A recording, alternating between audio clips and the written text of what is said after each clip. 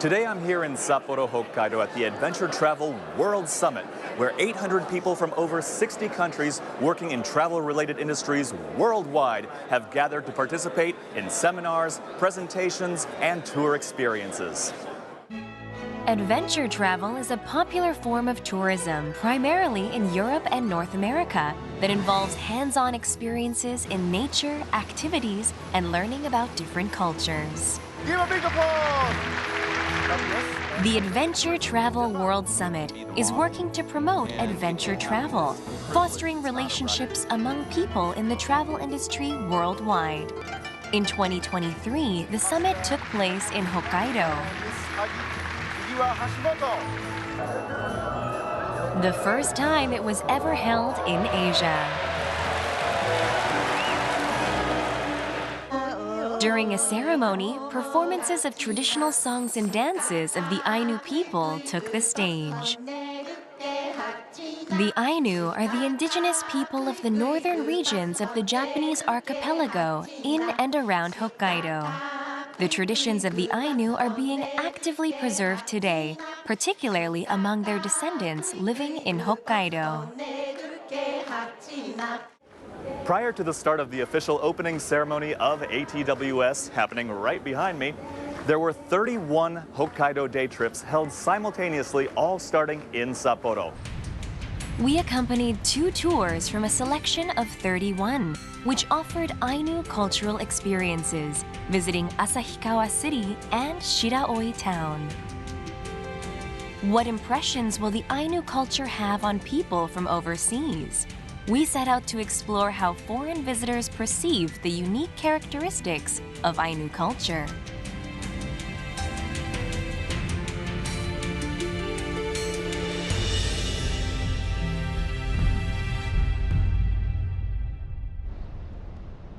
Oodori Park runs through the heart of the city, symbolized by its landmark Sapporo TV Tower.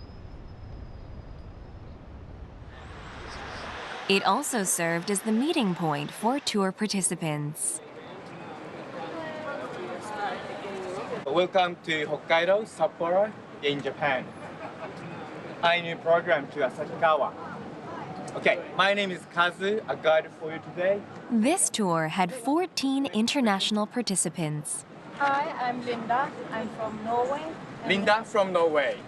I'm Susana from Spain. Susana from Spain. Andy from Swedish Lapland. Maria from Peru. Maria from Peru. I'm Leslie from the U.S., Lake Tahoe. I'm Sarah, Australia. Pico from California and Nara. I'm Mira with ATTA from Seattle, USA. The first experience tour we'll introduce is Travel Back in Time with the Ainu Community.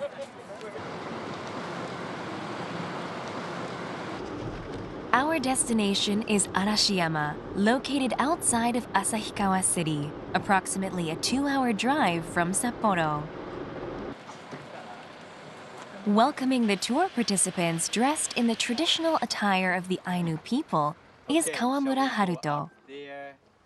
In July 2023, he became the 4th director at the Kawamura Kaneto Ainu Memorial Museum in Asahikawa City. The trek to Arashiyama is about to begin.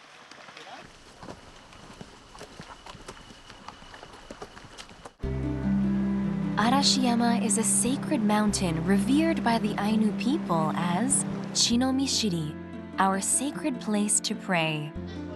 It holds great significance as a historic site for holding ceremonies and rituals. Arashiyama remains a cherished location for the Ainu people as a place of cultural heritage and tradition.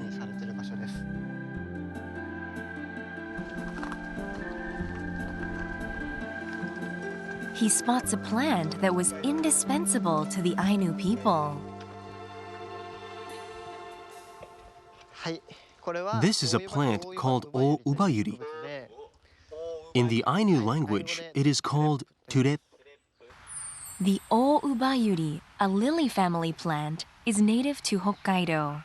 High-quality starch can be extracted from its bulbs, which made it a crucial food source for the Ainu. So when it's harvested, then what is done with it? We crush and extract starch from the root part and make dumplings from it called shito. で、それで作ったお団子はシトと言います。 Shito was dried and utilized as medicine, an ingredient, and a preserved food by the Ainu. Along the walking path, there are numerous sasa bamboo leaves growing naturally. For the Ainu people living in Asahikawa, bamboo was a valued resource for building houses. When constructing chise, which is a traditional Ainu house, we weave and cover the structures in this sasa bamboo. Although it seems to grow everywhere, we sometimes need so much, it still might not be enough. In 2022, an aging chise was restored in Arashiyama. Kawamura Haruto also participated in the rebuilding process, helping to collect the bamboo leaves. To build a durable and good quality chise structure, good bamboo leaves are essential. Sasa bamboo with numerous leaves but also narrow spacing between the leaves is ideal for the construction. Nature provides what is needed. The Ainu people live their lives embracing the blessings that nature bestows upon them. A participant has spotted something in the trees. It's a Hokkaido squirrel. Perhaps it came to take a curious look at the unusual visitors from abroad.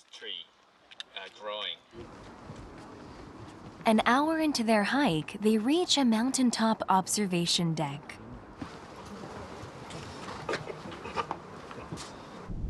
From here, you can see Asahikawa City and the Asahidake Mountains, as well as Ishikari River, one of Japan's 3 largest rivers. Can you tell me a little bit more about the connection between the human and the spiritual world of the Ainu? For the Ainu people, deities are not just beings to be believed in. There's a sense of equality. When we pray, we create a tool called inau to symbolically convey human thoughts. The philosophy is one of kamui, please grant the wishes of humans as we have made an offering. The Ainu people consider certain creatures and phenomena among the diverse entities that exist as kamui. These are beings or forces that play crucial roles in the lives of humans and hold significant influence. I really wanted an authentic experience and learn something that I hadn't heard before. In all honesty, I didn't hear about the Ainu community before coming to Japan. I would really like to learn more about them and how they're living right now and how they are preserving the culture nowadays. After leaving Arashiyama, the next destination was the Kawamura Kaneto Ainu Museum, where Kawamura Haruto serves as the director. It's Japan's oldest Ainu museum. In 1916, Kawamura Haruto's great-grandfather, Kawamura Itakishiroma, opened his home to the public with the aim of passing on Ainu culture accurately to future generations. Subsequently, Kawamura Kaneto Ainu, Itakishiroma's son, invested personal funds to expand the facilities. A chise has been faithfully reproduced outside. Arashiyama bamboo is woven into the walls and roof.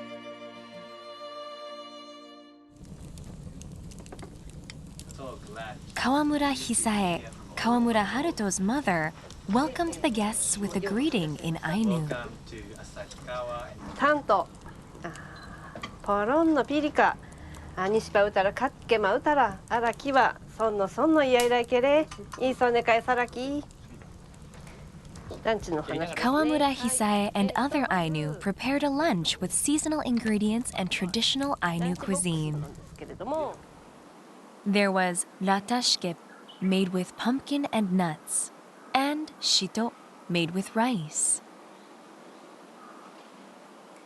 The soup, called ruru, is made with root vegetables. Normally, it includes fish or meat, but they made a vegetarian version. Before the meal, Kawamura Haruto performed a prayer ritual in Ainu called Kamui no Mi, a ceremony to invoke blessings. The ceremony involves generous offerings of sake and food, using the wooden ritual tool known as inau. These are believed to grant standing to the kamui, so they are more likely to fulfill the wishes of the Ainu. Kawamura Haruto prayed to the kamui, asking for an enjoyable journey for the tour.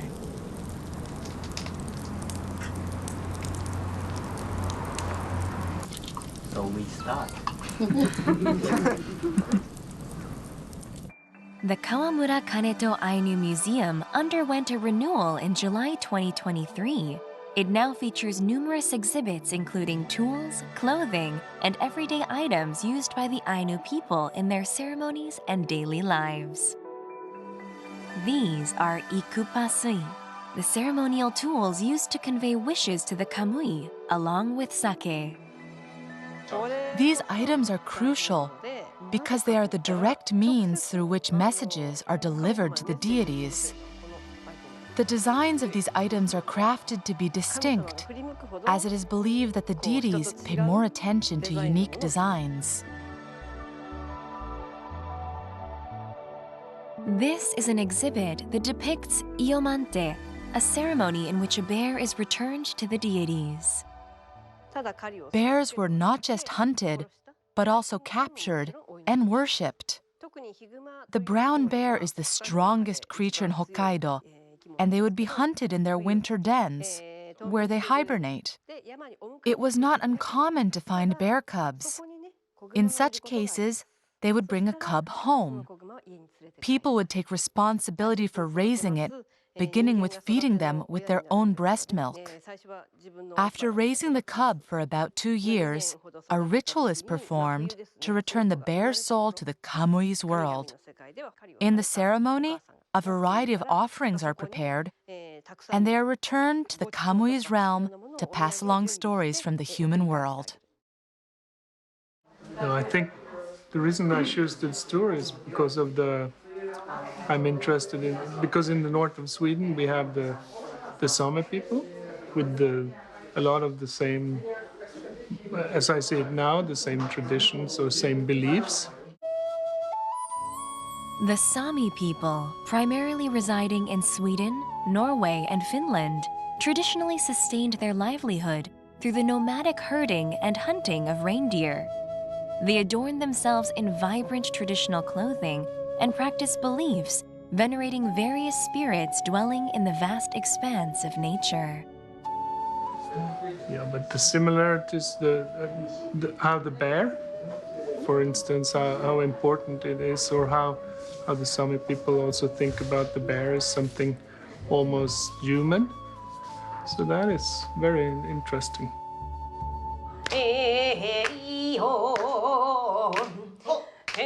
The Kawamuras perform an Ainu dance.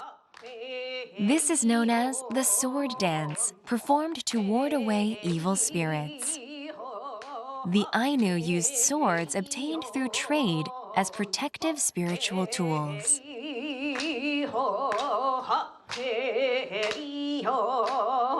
Kawamura Hisae says, Ainu people love to sing and dance spontaneously when a large group gathers.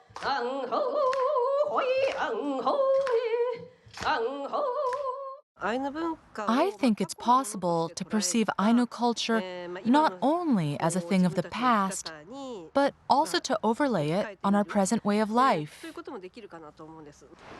Recognizing that we, along with various entities, coexist on the same earth, sharing lives and spirits like us. I feel that not thinking of humans as the sole inhabitants of the earth leads to a happier perspective. One of the participants on this tour is Pico Ayer. He has been based in Japan for over 30 years as an essayist and travel writer. With numerous works on different cultures, he also delivered a keynote speech at the Adventure Travel World Summit. When I was in Hokkaido, it was a wonderful surprise for me to see how much Ainu people and Ainu culture were being included and celebrated. At every moment in the conference and in the events around the conference, always there were Ainu people included. So I was very glad that now Japan has the wisdom to incorporate the Ainu heritage and see that it is a treasure that's within Japanese soil. And so including the Ainu vision in the identity of Japan, I think, is a great and a perfect way for Japan to go. The Ainu believe that spirits dwell within all things and treasure the balance between nature and human beings. I can't wait to find out what we're going to learn on this next tour. It's called Ainu Craft and Culture in Shiraoi Town. 11 people from 7 countries are participating. The initial destination is Upopoi National Ainu Museum and Park. It's about 90 minutes by bus from Sapporo City. Upopoi serves as a hub for reviving and sharing the unique culture of the Ainu people. Its facilities include the National Ainu Museum, focusing on history and culture, a cultural exchange hall where traditional performing arts like ancient dance can be enjoyed, and reproductions of Ainu traditional houses called chise in the park area. Despite the challenges posed by the COVID-19 pandemic, Upopoi has seen an increase in visitors 3 years since its opening, including many tourists from overseas. The first stop is the chise, the traditional Ainu houses. Houses are called chise, and it's a rule that they all face the same direction. The basis for construction is the window. This window in Ainu is called kamui puyara, or lorun puyara. It's the window through which kamui pass. The black containers you see there were all obtained through trade with the main island of Japan. The Ainu actively engaged in trade with other regions of Japan and neighboring countries throughout the years. Certain items acquired through trade were treated as treasures and adorned the sacred positions on the eastern side of the structure. A traditional dance performance began by the lakeside.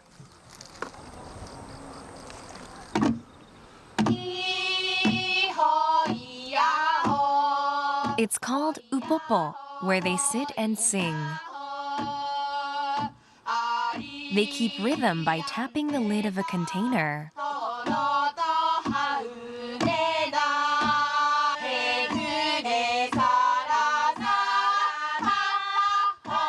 The melody is layered by singing one verse at a time in a round-robin fashion.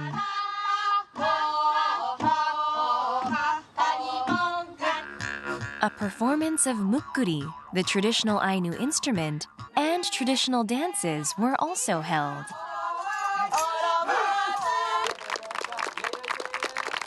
Didn't you feel like dancing along instead of just watching? The tour participants were called onto the stage. It seems like everyone will dance Ainu traditional dance together.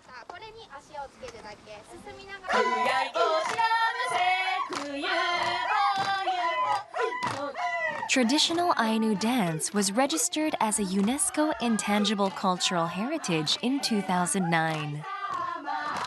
Upopoi has become an invaluable place for learning and preserving language, performing arts, crafts, and more.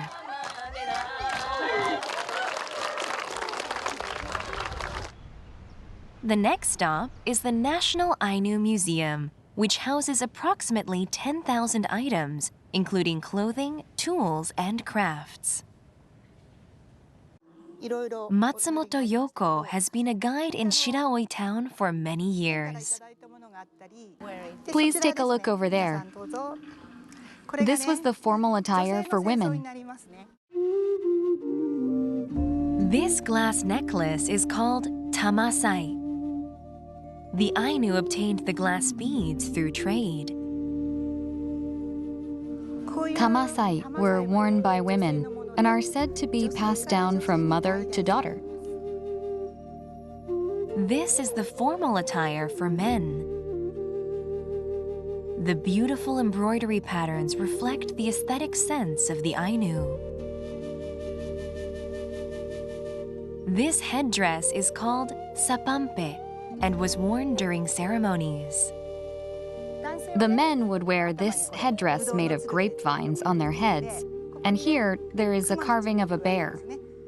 They would adorn it with the shapes of their protective deities in the form of a bear's head, and in some regions it could be a fox, an eagle, or something else.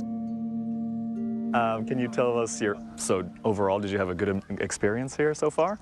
I think the most clear to me was how they treat nature with this sort of respect and how the importance of nature and to preserve and not to, overhunt or overgather, or they just making sure that nature will be here when we are not, so to say. So that is one thing which I really liked and I find quite interesting and nice to see that there are still people who cares about nature. After leaving Upopoi, the tour moved to a cafe called Minapa Chise. In Ainu, it means a house where everyone laughs together. The shop owner, Tamura Naomi, treats the tour participants to Ainu cuisine for lunch. They are served chippohau, a vegetable soup with salmon, including potatoes, onions, and more.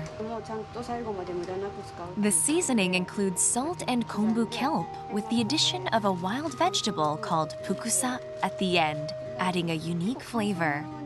Pukusa is a highly nutritious mountain vegetable favored by the Ainu, often dried as a preserve. This is venison, a precious food source cherished by the Ainu, alongside salmon. Tamura Naomi began studying Ainu cuisine in her 40s. Even for those of us who have Ainu roots, there were many things we didn't know, like how we came to eat these kinds of foods. I began to hope that through food, people could have a starting point to learn about Ainu culture, understanding that the more you know, the more you realize how truly healthy it is for the body as well. That was part of why I started serving Ainu cuisine in the restaurant. How was the meal experience here with the Ainu meal? First time, but I really loved it. I loved the chopstick. I loved the rice and the soup, which is even the plates. So the plates for each one of us, it's different. So I encourage everyone to come here, Hokkaido, and to enjoy this cute restaurant.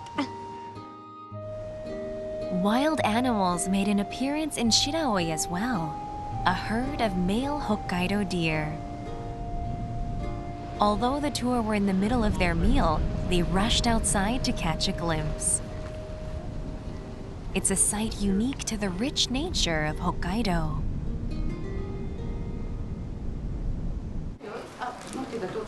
Then began the Ainu embroidery experience taught by Shimokawa Yae. The tour will attempt to make this design. You start sewing the protective charm from here. The key points are the kirau, the antler-like parts at the beginning and end of the stitch. They are said to be a symbolic talisman to protect against disasters. you'll find these pointed antler shapes scattered throughout Ainu patterns. Well, I haven't been doing this since I was a kid, so. A chain stitch sewn at regular intervals. Over, through, stab finger, over, through, stab finger. It requires concentration and patience. 思ったよりちょっと難しくて、先生のおかげでこうやって出来上がりました。ありがとうございます。 Teaching embroidery together with Shimokawa Yae is Tamura Naomi's mother, Tamura Hiroko. It makes me very happy that people who come from abroad are interested. I hope everyone learns about our traditions and embroidery. This is what Ainu culture is all about. Indra Bold, a tourism consultant from Mongolia, was also on the Ainu cultural tour. I think everyone who would appreciate culture and tradition and intangible heritages would be interested in going to see the Ainu culture. I think after COVID, every society, whether Mongolians or Japanese, we're going back to our cultural heritage because it's going back to our roots. Appreciating again what we have, what has really helped communities to survive. And I think I wouldn't say thanks to COVID, but due to COVID, we really understood what is important in all the communities and societies that we have to cherish and carry on further. And I think it's the family orientation, it's the friendships, it's the kinship. And I think in that respect, there is this new trend that is increasing globally. I think what was really interesting was how people who had heard about the Ainu for the very first time were finding similarities with the indigenous peoples of their own home countries, and how this respect for nature and balance with nature can really affect the rest of the world in terms of philosophy. And I think this is why it's more important than ever to preserve and protect indigenous cultures like the Ainu. Visiting with the Ainu people and experiencing the vibrant culture, history, and art of the Ainu firsthand certainly seemed to leave a lasting impression.